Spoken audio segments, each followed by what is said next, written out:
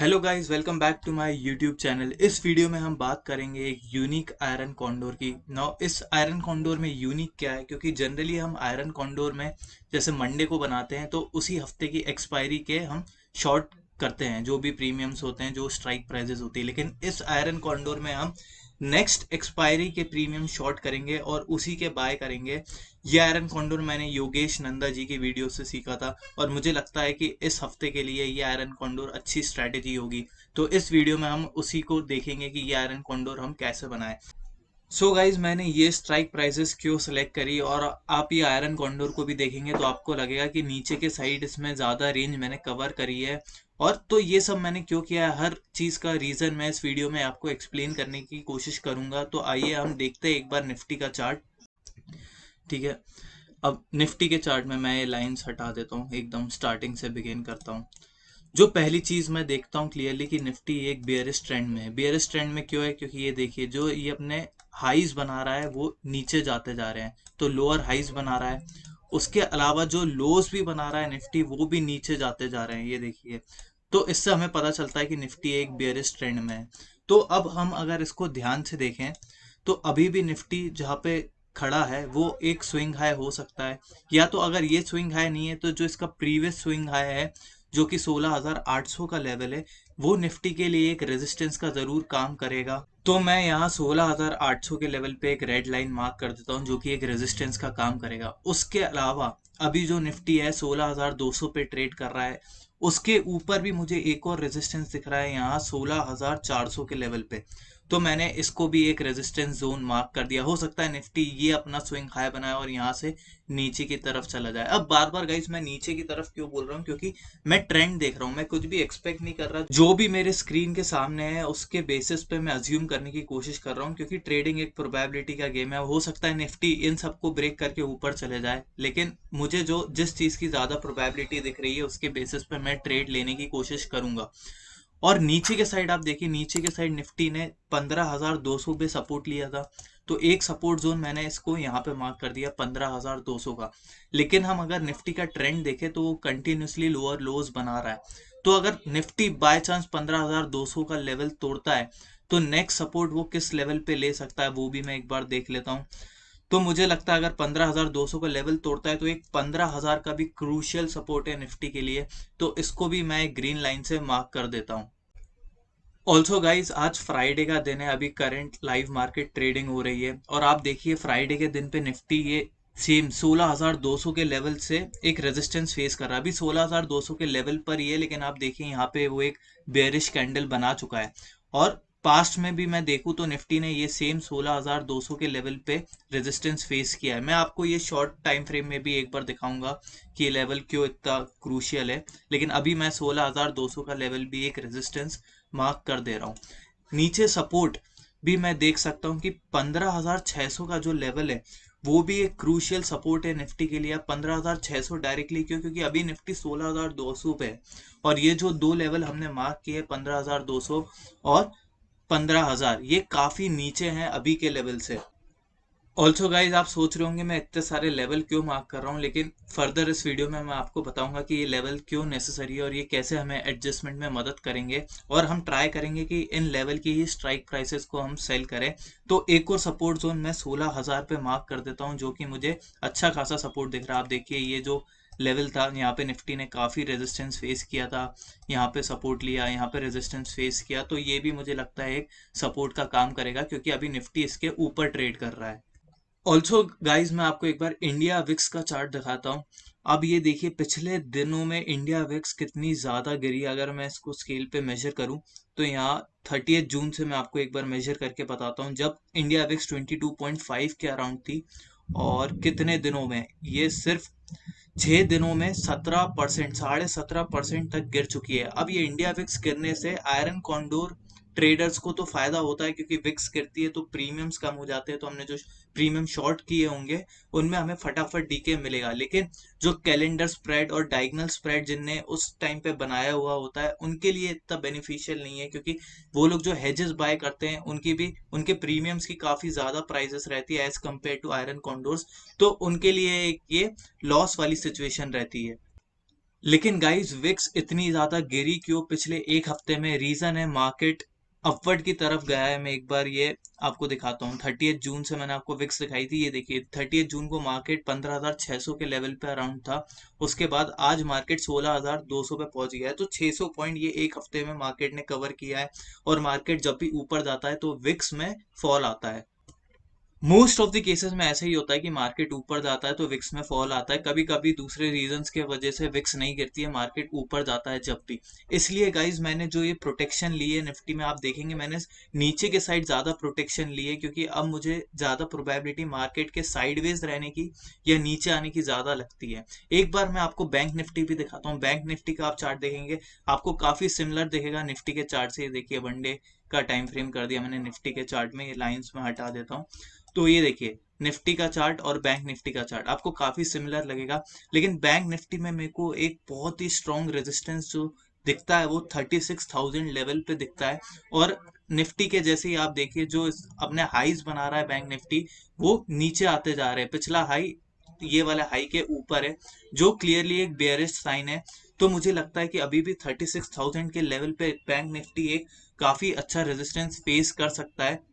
इसलिए जो अपसाइड है अभी के लिए निफ्टी और बैंक निफ्टी के लिए, वो मुझे काफी लिमिटेड दिख रही है। और मुझे लगता है कि आने वाले एक हफ्ते में मार्केट या तो साइडवेज रह सकता है या उसमें थोड़ा डाउनफॉल या करेक्शन आ सकता है। So guys, for this particular strategy which I learned from Mr. Yogesh Nanda ji, there are some rules like जैसे हमें ट्रेड में एंटर होना है 10 दिन पहले एक्सपायरी के। तो जैसे हम 21 जुलाई की एक्सपायरी के प्रीमियम सेल करते हैं, तो हमें 11 जुलाई को इस स्ट्रैटेजी में एंटर होना है, जो कि एक ट्यूसडे होगा। और उस वीक की एक्सपायरी के हम प्रीमियम सेल नहीं करेंगे। हम ट्यूसडे को एंटर हुआ है तो 14 जुलाई की एक्सपायरी के प्रीमियम सेल नहीं करेंगे, हम 21 जुलाई की एक्सपायरी के प्रीमियम सेल करेंगे। सो बेसिकली इसके पीछे लॉजिक ये है, जो नेक्स्ट वीक के एक्सपायरी हैं उसके भी जो प्रीमियम प्रीमियम डीके होता है वो पिछले हफ्ते से ही होने लगता है। और 50 से 60% डीके पिछले वाले हफ्ते में ही हो जाता है। तो एक बार मैं आपको ये स्ट्रैटेजी बना के दिखाता हूँ कि हमें कैसे बनानी है और हमने वो रेंज कैसे क्यों डिसाइड करी, उसका क्या लॉजिक है स्ट्रैटेजी बनाने के पीछे। तो निफ्टी का एक बार हम देख लेते हैं हमने क्या क्या रेंज डिसाइड करी। तो 16,800 का हमने सबसे ऊपर वाला रेजिस्टेंस देखा है। तो हमें लगता है कि निफ्टी 16,800 इतनी आसानी से क्रॉस नहीं करेगा। उसके पहले भी रेजिस्टेंस है, लेकिन हम स्टार्ट सबसे ऊपर वाले से करते हैं। तो मैंने ऑप्शन चेन खोल ली। यहाँ पे 21 जुलाई की एक्सपायरी रखी है मैंने। तो ऑप्शन चेन में एक बार खोल लेता हूँ और 16,800 का क्या प्रीमियम मिल रहा है। और इस स्ट्रेटेजी का एक और रूल ये है कि हमें 25 से 30 रुपए या 20 से 30 रुपए के प्रीमियम्स टारगेट करने हैं। तो 16,800 पे मुझे क्या मिल रहा है, 22 रुपए का प्रीमियम मिल रहा है। तो मैं इसको कर दूंगा सेल। आपको दो लॉट से बताता हूँ, ठीक है। अब नीचे के साइड में मैं एक बार देख लेता हूँ, नीचे के साइड में मुझे क्या, सबसे नीचे वाला देखूंगा मैं 15,000, क्योंकि ये मेरी लास्ट प्रोटेक्शन है इस रेंज की। तो 15,000 का पुट मैं देखता हूँ मुझे कितने का मिल रहा है। तो ये ऑप्शन चेन में यहीं तक दिखा रहा है, मैं यहाँ 15,000 का पुट डालता हूँ। 15,000 का पुट जो मुझे मिल रहा है 11-12 रुपए का ऑलमोस्ट। तो मैं 11-12 का प्रीमियम मुझे नहीं चलेगा। तो उसके ऊपर वाला सपोर्ट जोन मेरा क्या है, 15,200 का। तो 15,200 का मुझे प्रीमियम मिल रहा है 18.8 रुपीज। सो गाइज मैं इसको, ये अपने 20 रुपए से थोड़ा ज्यादा कम है, तो मैं 15,250 को कंसिडर करता हूँ, ठीक है। तो मैं 15,250 का सेल करूंगा। अब आप बोलेंगे कि ये तो अपने सपोर्ट जोन के ऊपर है गाइस, लेकिन हम इस स्ट्रैटेजी में एडजस्टमेंट करेंगे। ऐसा नहीं है कि हमने एक बार जो रेंज बना ली वही हमारी एक्सपायरी तक या 10 दिनों तक चलेगी। हमें एडजस्टमेंट तो करने पड़ेंगे जब प्रीमियम्स में मिसमैच आएगा। और इसके ऊपर भी मेरे दो सपोर्ट जोन है, एक 15,600 का, एक 16,000 का। तो ये दो तो मैंने सेल कर दिए। अब जो मुझे बाय करने हैं वो आइडियली 300 पॉइंट दूर या 200 पॉइंट दूर के बाय करने हैं, जो भी प्रीमियम्स मैंने सेल किए हैं। तो 15,200 का मैंने सेल किया है, तो मैं सीधे सीधा 14,900 का पुट बाय कर लूंगा। ऐड पोजीशन, दो पोजीशन। और जो मैंने सेल किया है 16,800 का, तो मैं 17,000 या 17,100 का, पहले बताता हूँ आपको, 17,100 इसके जो कॉल्स हैं वो मैं ऐड कर लूंगा, ठीक है। अब मैं आपको अपना पे ऑफ ग्राफ दिखाता हूँ कि किस तरीके का पे ऑफ ग्राफ बना है। ये देखिए आपका, इसमें भी आप देखेंगे कि पुट साइड की रेंज थोड़ी ज्यादा बड़ी ली है मैंने, और जो कॉल साइड की है वो थोड़ी कम है, क्योंकि मैं थोड़ा बायस्ड हूँ। मुझे लगता है मार्केट यहाँ से साइडवेज रहेगा या नीचे की तरफ आएगा। लेकिन गाइज अब इसमें आप जो ये ब्लू लाइन देख रहे हैं ना, ये आपको काफी मतलब प्रॉब्लम दे सकती है। अब आपने व्यू तो बनाया है एक हफ्ते का, 10 दिन का, लेकिन कल के दिन अगर मार्केट 1% गैप डाउन हो जाता है तो पुट के साइड आपको इतना नुकसान नहीं होगा, लेकिन कॉल के साइड आप देखिए अगर 1% गैप अप भी हो जाता है तो आपको 1130 रुपए का नुकसान हो जाएगा। आपकी कैपिटल कितनी लग रही है? 86,000। तो आपकी कैपिटल का 2% से ज्यादा है। तो स्ट्रैटेजी में हमें जो एसएल रखना है वो 2% से ज्यादा तो नहीं रखना है, प्रॉफिट भी हमें 2% का ही टारगेट करना है। तो अगर 86,000 की कैपिटल पे आपको कहीं भी 2000 तो 2% से ज्यादा ही होगा, लेकिन हमने थोड़ा एक्स्ट्रा ब्रोकरेज वगैरह का चार्जेस मान लिए, तो आपको अगर 2000 रुपए मिल जाए तो आपको एग्जिट कर देना है। तो अब गाइस अगर एक्सपायरी तक मतलब 10 दिन के बाद एक्सपायरी आएगी, लेकिन हमें एक्सपायरी तक तो रुकना ही नहीं है, हमें ट्यूसडे को एग्जिट कर देना है। लेकिन एक्सपायरी तक अगर हम रुकते और मार्केट इस रेंज के बीच में रहता तो हमें लगभग 2,930 रुपए का प्रॉफिट होता, जो कि 2% 3% से ज्यादा है हमारी कैपिटल पे। लेकिन अब गाइस मुझे अपनी स्ट्रैटेजी को और सेफ बनाना है, क्योंकि मुझे रेंज इस जो ट्रेड है मेरी उसमें लंबे टाइम तक रुकना है, कम से कम 4-5 दिन तो रुकना ही है। तो मैं क्या करूंगा, जो मैंने 16,800 का कॉल सेल किया है, एक बार मैं आपको बताता हूँ रीजन। जो निफ्टी है ना अभी 16,220 के तरफ ट्रेड कर रहा है। अब आज फ्राइडे का दिन है, मुझे ये स्ट्रैटेजी मंडे को नहीं बनानी है, ट्यूसडे को बनानी है। वो अब ट्यूसडे रीजन मुझे क्यों सही लगता है इसके लिए, क्योंकि वीकेंड का जो रिस्क है ना वो मैं स्ट्रैटेजी में लेना नहीं चाहता हूँ। रिस्क इसलिए नहीं लेना चाहता क्योंकि जो थीटा डी के है ना अभी एक्सपायरी में 12 दिन है, 10 दिन है, तो थीटा डी के अभी कम रहेगा, तो जो रिस्क है ना वो उस थीटा को बैलेंस नहीं करेगा। अगर थीटा डी के ज्यादा मिलता मुझे, जैसे एक्सपायरी के 1-2 दिन पहले, तो थोड़ी अनसर्टेन इवेंट में भी हम ये स्ट्रैटेजी डिप्लॉय कर सकते हैं, क्योंकि हमें मालूम है थीटा डी के उसको बैलेंस कर देगा। लेकिन अब मुझे लगता है कि मंडे को अगर मार्केट थोड़ा भी गैप अप गैप डाउन हो गया तो मुझे स्ट्रैटेजी लॉस देने लगेगी। तो मंडे को अगर मार्केट थोड़ा ऊपर आता है तो मैं हो सकता है 16,700 का कॉल सेल ना करूं, 16,800 का ना करूं, 16,900 का करूं, क्योंकि जब मुझे उसमें भी प्रीमियम ज्यादा मिल जाएंगे। लेकिन बदले में मुझे जो पुट मैंने सेल किया है, पुट कौन सी स्ट्राइक प्राइस का सेल किया है गाइस? 15,250 का। तो बदले में हो सकता है मुझे 15,500 का पुट सेल करना पड़े। अब गाइस मंडे को अगर मार्केट 16,300 पे ओपन होता है, मान लीजिए अभी से 100 पॉइंट ऊपर, तो आप बोलेंगे मेरा तो व्यू बियरिश है तो अपने कॉल को ऊपर क्यों ले जाऊंगा? गाइस मेरा व्यू अभी भी बियरिश है। जैसे मैंने अभी 16,800 का सेल किया है, उस टाइम पे 16,800 के प्रीमियम्स और ज्यादा बढ़ जाएंगे। तो मान लीजिए उसके प्रीमियम 30-32 रुपए के हो गए। अब मैं एक बार आपको बताता हूँ, मान लीजिए अभी मैं 16,700 का सेल कर देता हूँ, तो जो 16,700 का है, उसका प्रीमियम पुट से ज्यादा होगा। ठीक है, इसका आप प्रीमियम देखिए, ये 35 अप्रोक्स है, जो पुट का है 21 का है। तो ऐसा ही मैं ट्यूसडे को भी करूंगा, तो मैं अपने कॉल साइड के प्रीमियम्स जो है ना वो थोड़े बढ़ा दूंगा, बिकॉज मेरा व्यू बियरिश है। अब यहाँ से अगर मार्केट गिरता है तो मेरे जो कॉल साइड के प्रीमियम में डीके आएगा वो अच्छा रहेगा, लेकिन विक्स बढ़ने से मेरा आयरन कॉन्डोर को थोड़ा लॉस होगा। तो एक कॉल साइड का प्रीमियम पुट साइड के प्रीमियम को बैलेंस कर देगा। व्यू मेरा बियरिश ही है। अब देखिए रेंज यहाँ पे जो है पुट साइड की बढ़ गई है, कॉल साइड की अभी भी कम रेंज है। लेकिन बाय चांस अगर मार्केट यहाँ से 16,200 की जगह 16,000 या 16,100 पे ओपन होता है, तो अब जो मेरे कॉल साइड के प्रीमियम है 16,800 का, जो प्रीमियम अभी मेरे को 22 रुपए मिल रहा था, वो 22 रुपए नहीं 15 रुपए मिलेगा। तो ऐसे केस में मैं अपना कॉल नीचे ले आऊंगा, हो सकता है 16,500 या 600 का सेल करूं। तो अब मार्केट मेरे व्यू के अकॉर्डिंग एक्ट कर रहा है, और पुट के साइड भी मैं मैचिंग प्रीमियम सेल करूंगा। लेकिन गाइस मुझे अभी भी डर लग रहा है कि मैंने ट्यूसडे को पोजीशन बनाई, बाय चांस वेनेसडे को मार्केट थोड़ा भी ऊपर ओपन होता है, तो आप ये ब्लू लाइन देख रहे हैं ऊपर की तरफ, ये कितनी ज्यादा स्टीप है। अगर 1% ही मार्केट गैप अप ओपन होता है तो मेरे को 1,700 रुपए का लॉस दिखा रहा है मेरी कैपिटल पे, जो मेरे ऑलमोस्ट एसएल के बराबर है।